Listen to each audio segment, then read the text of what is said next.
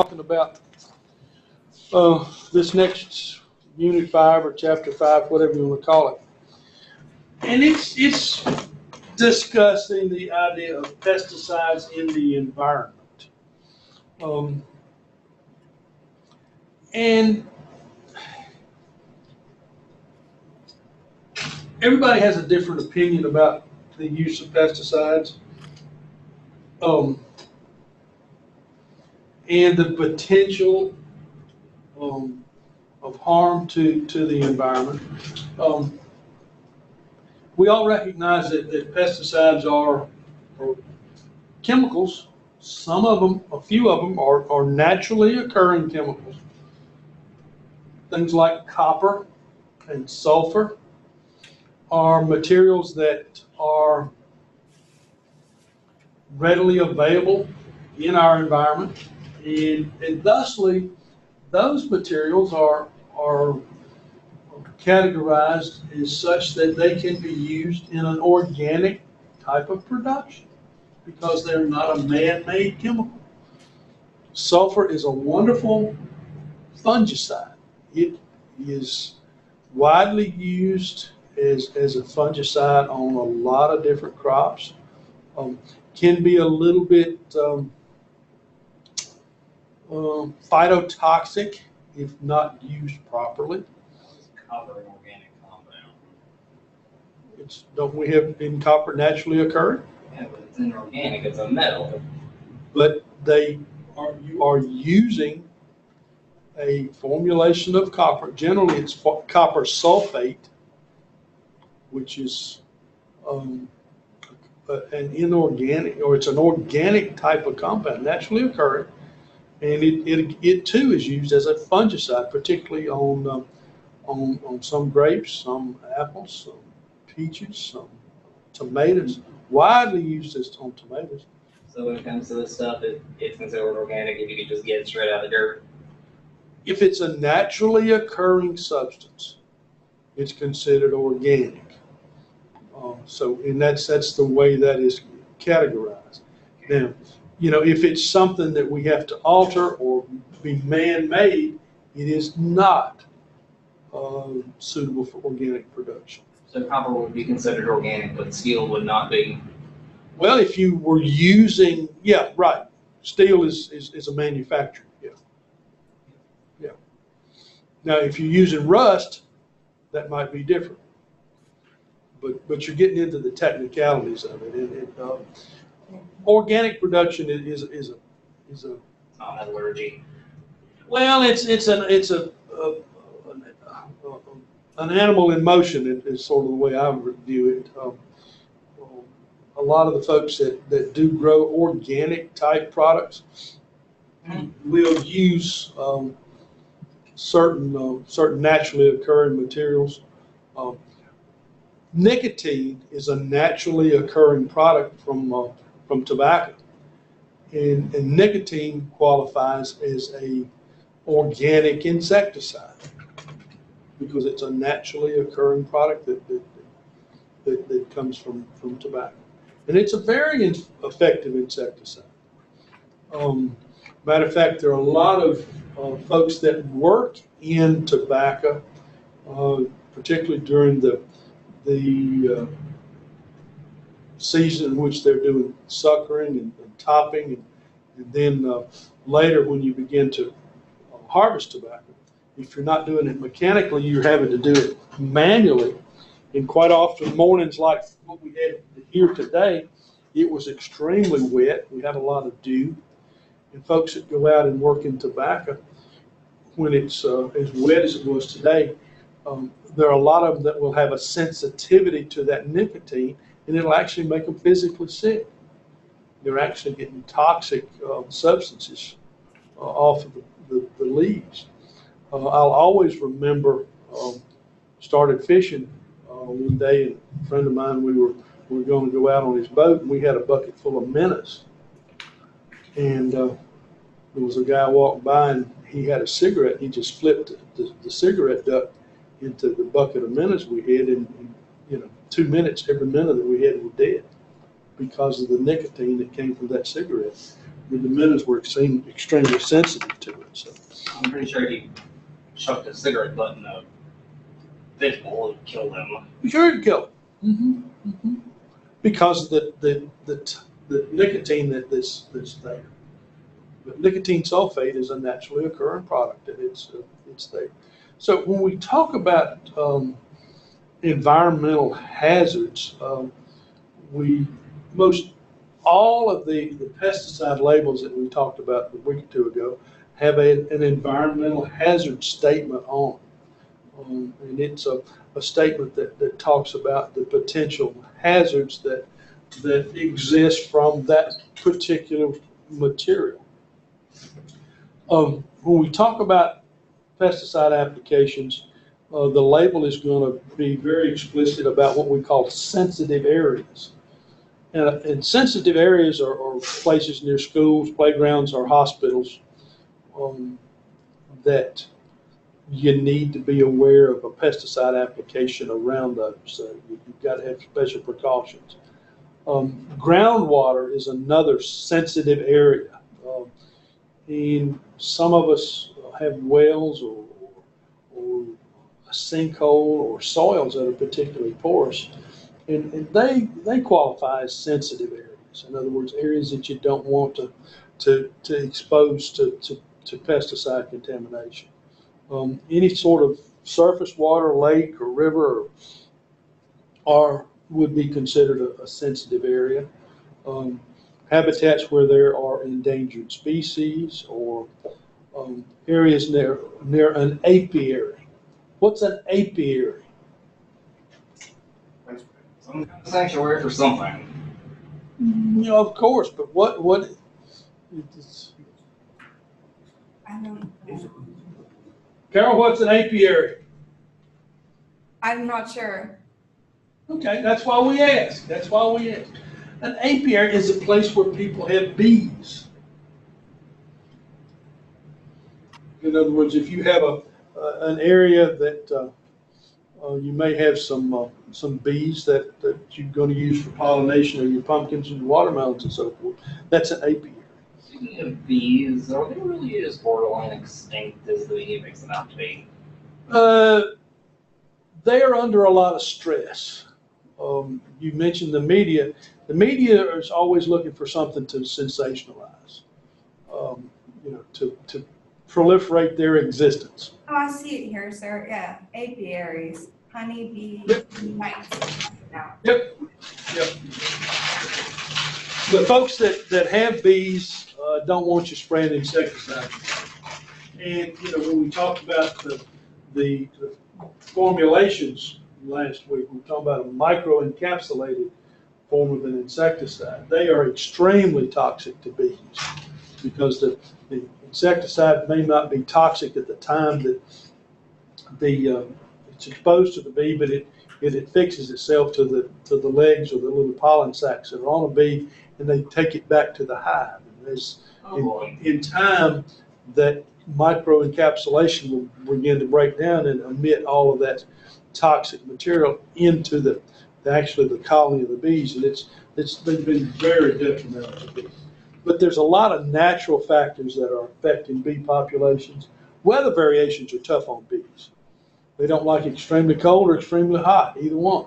So they're requiring a lot more attention than they did when I was a child. We had bees at the house, and Dad would go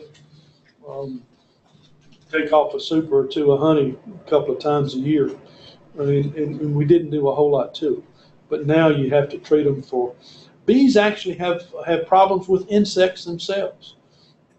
Really?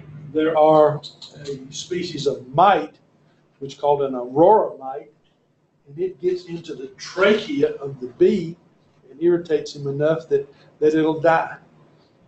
And so there's a lot of problems with that, and you actually have to put an insecticide in the beehive itself to kill the mite so the bee will survive. It gets to be pretty complicated. But apiaries and wildlife refuges and parks are listed as sensitive areas. Ornamental gardens, food, feed crops are listed as sensitive areas. So in all the labels that we talk about, pesticide labels, it's going to have some indication about sensitive areas. So it's where people are, especially children, are listed as a sensitive area. Where food and feed is processed, prepared, stored, are listed as sensitive areas. Where domestic or confined animals live, eat, or otherwise cared for is a sensitive area. Ornamental plantings, row plantings, are again listed as sensitive areas. So, what? I said ornamental crops. Well, it depends on the ornamental crop. You know, if it's an area where people are working, and yes, it could be. If it's just, you say an ornamental crop and you've got a field of azaleas that you're growing for commercial use out here, that wouldn't be a sensitive area. But if people are working there or it's around an area, it depends upon the element of contact that people have with it. So, we've got two terms that we need to make sure you understand, and it talks about different types of pollution. One being a point source pollution. And that one is defined as it's being an identifiable place. In other words, you know where that particular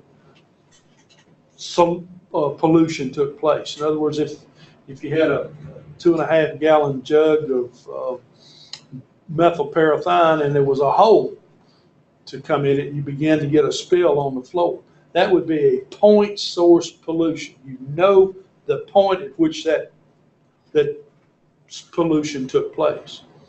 Now, occasionally we'll have a non-point source pollution, and that would be a much wider area. It may be that there was contamination of water, and you had to, the water would be moving downstream, or you may have some other source that enabled it to be moved off site. So you're looking at a point source versus a non-point. Point source, you know exactly where it is. Non-point, you know that it's a pollution problem, but you have trouble identifying exactly where. Talks about pesticide movement, and you know, it's pesticide movement is something we're always concerned about, and it can be on objects, soil particles, or plants, or animals. It can be through the air or the wind currents, and it can be in water. Those are the primary ways that pesticides are moved to other areas. As we talk about pesticide movement through the air, we need to be aware of a term called temperature inversion, and that's outlined in the book here. Trying to find it to get it on the right page. There's a graphic on page 10 of chapter 5 that outlines what we're talking about with a temperature inversion. And we've been talking about temperature inversion in this introduction to plant class, plant science class. And temperature inversion is when you've got a layer of warm air that traps a layer of cool air closer to the surface of the land. In other words, in a normal situation, you're going to have cool air on top and warm air underneath. But in the temperature inversion, it's inverted. You've got the warm air on top and the cool air underneath. Mornings like this morning, if you saw anybody that had a fire in their fireplace, I imagine you would have seen what we call a temperature inversion, because you'll see that smoke go up so high and then level off. It acts like it's hit the ceiling, and that ceiling, that point at which it levels is the change in the transition, or the transition between the cool air and the warm air. So it makes it, you can get a visual there. Temperature inversions are interesting. I always enjoy seeing those and talking about them, because it's very graphic when you realize that's what we're looking at. All right, as we talk about the movement of pesticides through water, we've got two more terms that we need to be aware of. One of them is called runoff, and the other one is leaching. Runoff is when a material has been sprayed, or either on the soil or on the plant that's on top of the soil, and you get a heavy rain. And that water actually carries the pesticide off-site by running off. In other words, if it's a herbicide, you may have sprayed it on your field, and we get heavy rain, and that water will just go along the surface. In other words, it actually runs off. It just goes downhill. The other type of movement in soil that we're talking about is a leaching. In other words, that's when it goes down. Well, you don't have excessive rainfall, or you could have, but a lot of times the material will go down through the layers of the soil. In other words, it leaches down, and as compared to what we're talking about with runoff. And all of these factors about movement are determined somewhat by the term solubility. Solubility means how easy it is for a chemical to be dissolved into water and move along, whether it be leached or through runoff. As we talk about pesticide movement, some labels on chemicals require that you have a buffer zone around the area which you're treating. And a buffer zone is basically what it says. It's just an area that is not treated, and gives you an opportunity for the pesticide to be contained within a given area. Talking about movement through water, the term adsorption comes up. Now, this is when pesticides are attached to soil particles, and they may be eroded out, which creates a situation where the pesticides may move off-site. Is that different from runoff? Do what? I said, what you were talking about just now, is that different from runoff? Well, we talked about runoff when you were getting pretzels. But the runoff, Tyler, is when you spray a material and then get heavy rain and it just runs off into the water. It may not run into water. It may run into just an area that was not treated. In other words, it runs off. The other side of that is leaching, where you spray the material and it actually leaches down through layers of the soil. So we've got those two different areas. And they are both complicated by the fact that some pesticides are much more persistent. They have persistence. In other words, they'll stay in the environment a lot longer than others. This is, when we go to talking about persistence, the EPA and Food and Drug Administration have worked over the last number of years to reduce the number of persistent pesticides that we have. One of the best materials that we had for treating termites was a material called chloridane.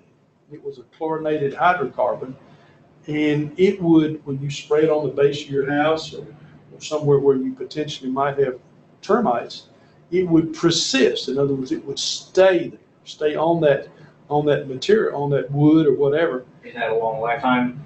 It did. It had a really long lifetime, and because of that fact, there was an increased hazard for off-site movement. You know, you may spray it on the baseboard around the house and something, you may take that board down in 4 or 5 years, but it still would have that chemical persisting on there. Last that long. It can last that long. Chlordane has been taken off the market because of that. Yeah, that sounds like something you would forget about, and then Yeah, well, some of our pesticide regulatory folks have been pretty well indoctrinated on changing stuff. The chlordane, if used properly, was a wonderful tool, wonderful material, but we don't have it anymore because of that one thing. because of its longevity. The longevity of it, the persistence of it made it much more potentially dangerous. Talks about groundwater, which we've already talked about. Those are the water underneath the Earth's surface. And you never want to do anything that would potentially contaminate groundwater. And not all areas are the same when we go to talking about groundwater, because I used the term a while ago talking about sinkholes. How many of you ever seen a sinkhole? You know what a sinkhole is? Tyler, what's a sinkhole? A sinkhole is when a cavity forms beneath the earth, weakening the surface up above, and eventually its weight collapses in on itself. Okay, pretty good definition. Yep, that's. Any of you seen a sinkhole? Yep, they are terrifying. I've fallen into one before. Well, news media will catch a thing every once in a while about a house almost fell in a sinkhole in Florida because of it. But it is a product of groundwater movement, and it will actually erode the surface of the soil from the underneath. It takes away a component of that. When I was a little girl, my neighbor. What's that, girl? When I was a little girl, my neighbor had a sinkhole in his backyard, so nobody was allowed to go play back there. But there was a story about a little boy who was in his backyard and went into the sinkhole and went right into the creek, and he died. Mm-hmm. So that's really scary. Yeah. That's They're a hazard. We've got one there on the farm at the house that we've put load after load after load of different types of compounds in it. We've used a lot of old wire. We've used a couple of metal tanks. We've used whenever we had some old pallets or bins or something, we'll put them over the sinkhole and then burn them and let the ashes fall down. But it's a result of groundwater erosion is basically what it is. When you've got a sinkhole situation, you have to be really careful about the application of chemicals around it, because you know that you've got a direct link to an underground water source with that. So, you're putting the pesticide there.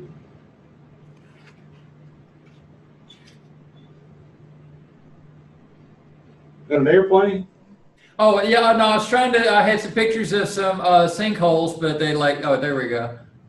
Okay, yeah. And I was trying to share them. You can see the water down in there. That's it happening. Yeah, that one's in the middle of a highway. This is a very common one, what Tom's got there now. But they're dangerous. They're really dangerous. So we try to be really careful with one at the house. Well, my question is something like this one right here. How in the world could something like that form and no one not know it? Well, the land above it looked absolutely normal until it fell in. Was it urbanized? Yeah, in that situation. Mm-hmm. Sometimes they're a product of a leak in part of the water system, the drainage system that exists. If a pipe breaks and erodes, begins to leak water out, it'll actually carry the subsurface soil away. So it makes a difference. Oh boy. Okay. Um, So do local, workers, what do they have? couldn't hear you, Carol. She's thinking while she's asking her questions, so. Oh, okay. Well, don't let me strain you. UDOT or, local, construction workers that are working on roads or rebuilding, that area. Make sure a sinkhole's not about to happen, or do they test for that kind of stuff? With the kind of like a, That's why there's so much engineering work done on stuff like that. They have to look at the geology of it and determine whether or not that it's suitable for building on, or whether or not they're going to be able to build that road. Yeah, what is it? I can't think of the name of the thing they use, but sonogram type? yeah, a sonogram thing with it. Like if you actually watch the beginning of the Jurassic Park movie, that's what they're doing. They've got a sonar and they do some vibrations to the ground, and that can help them identify an underground spring or something like that. But then, like that city picture, if you have a water line or sewer line that gives up, then that may be 5, 10, 20 years down the road when it lets go, and oh well, there's not much they can do with that. It's like this thing, I guess. There's a hole in a parking lot here in Collinsville that opened up I don't know, 3 or 4 months ago. A guy just had bought this business. It's a convenience store that's got gas pumps and everything, and there's a hole in the parking lot that's appeared that's probably 15 feet across, circular hole. They've got some caution tape and barriers around it, but I don't know what's happened to that. I haven't stopped to inquire, but it looked just like that sinkhole that Tom had the picture of that occurred in the middle of the street there. It was a paved parking lot, and all of a sudden it just fell in underneath it. So, that parking lot had been there for, I don't know, 30, 40 years. So I don't know what's happened to that. But, as we talk about water movement and so forth, it does affect the use of pesticides. And one example is the restrictions around the tributaries that go into the Chesapeake Bay are much greater than they are in this southern region of the state. They have restrictions on the type of fertilizer that a homeowner can buy on these tributaries of the Chesapeake Bay. And they've also had restrictions on the use of certain herbicides because of the longevity of the materials that occur in the soil. You can't buy, the homeowner cannot buy a fertilizer to put on his yard that has any phosphate in that area because of the potential contamination, continued contamination of the water that's going into the Chesapeake Bay. It's increasing the algae and the fertility in the bay and altering the wildlife and the oyster populations that are in the bay. So it's that's been in place for a number of years. So, but that's one of the things that we talk about. We mentioned a little bit the other day about secondary poisoning. That's always a concern.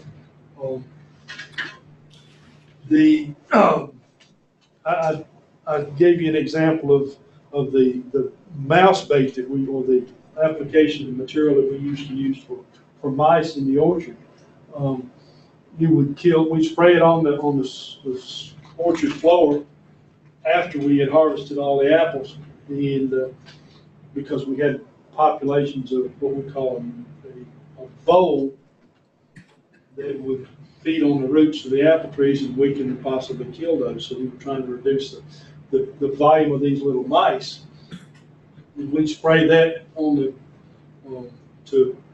surface of the soil to effectively kill the rats that were in the mice in the ground. And usually within 3 or 4 days after we did that application, we would begin to see possums and other predatory type animals dying in the orchard because they would eat the mice, and there would be a secondary poison.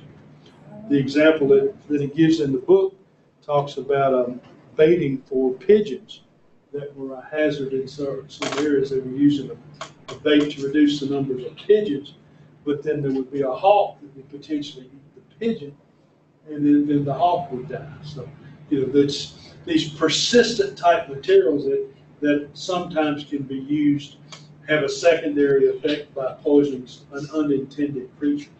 And EPA and the regulatory agencies are greatly reducing the numbers of that type of materials and those uses. So we don't have those available to us anymore. I'm going to try to video that comes with this. Well, let's see. Time-wise, that's about 30 minutes. Rather than do that today. Mr. Ayers, pigeons, you know how people used to throw rice? And when they come out after they get married, oh, they come out of church, throw rice. Then would eat the rice. I can't hear you very well, Carol. You need to. I'll speak louder. Build. Okay. You know how people used to, and they still do, throw rice after a wedding ceremony? Oh, yeah. When they're coming out. And in the cities, if there was pigeons, like a lot of them, they would eat the rice, and then they would eat, so much of it to the point where it would kill them, because it would, I don't know, this is just what I heard. It would, expand in their stomachs. Yep. That would cause them to die. Right. Like in the picture here, if you were trying to kill some pigeons, you could just put a bowl of rice out, and then the hawk would be able to eat the pigeon without dying, right? Your theory sounds valid. I don't know how effective it would be. It's a good idea. Yeah, I don't see any problem with that. Yeah. And a lot of times from a producer's expectation, or, in the case of a municipality that had a pigeon problem, their natural reaction is to go to something a little more harsh than it would be your idea. But now, your deal with the rice, I don't know why that wouldn't work. And it would not be a detriment to the hawk that way. When I was a kid, I never saw a hawk, red-tailed hawk, feeding on what I call roadkill. Just never did it. But in the last 2 or 3 years, I can think of 4 or 5 instances I've seen hawks picking up, a rabbit or a squirrel or something that's been hit in the road. Saw one last week. It was a big red-tailed hawk that picked up a rabbit not far from my house. So, critters have modified and changed their habits. I actually saw a bald eagle that was feeding on something on the side of the road, and I would have thought that would have been unheard of. That's pretty cool. What was that? I said that's pretty neat to see that. Yeah. Well, it's just quite different. But as we talk about the use of pesticides in the environment, it puts a lot more responsibility on the applicators, whether we're a private applicator or certified applicator. And it makes them responsible for their actions and the use of these various materials. And it's a concern. Not only a concern for that particular applicator, but we had a mention a while ago about the news media. That's the type of thing that news media just love to get hold of and sensationalize something. They as an example of what I'm speaking of with the sensationalization of things. I was talking to a friend of mine last Wednesday or Thursday, and he works for a power company contractor, Elliott, over in the edge of Carolina. And he had spent a little over 2 weeks in Florida. And he made the statement to me that the Weather Channel and the news media had made his company more money than any other entity, because they had sensationalized the amount of damage that occurred in Florida from these hurricanes. And they had called all these power company contractors into that area as a result of the news that they'd seen.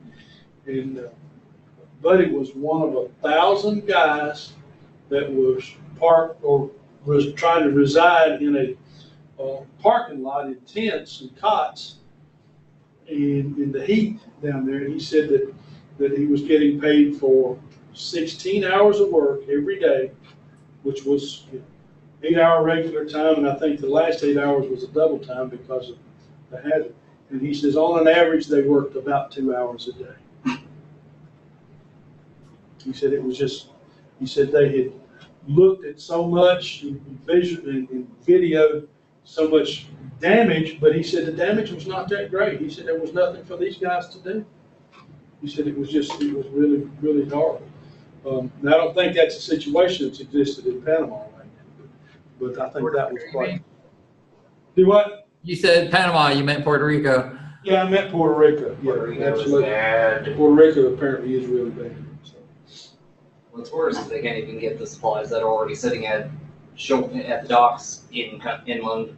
Yeah, that's what they're saying. So anyway, rather than show the video today, because it's gonna run us over time wise.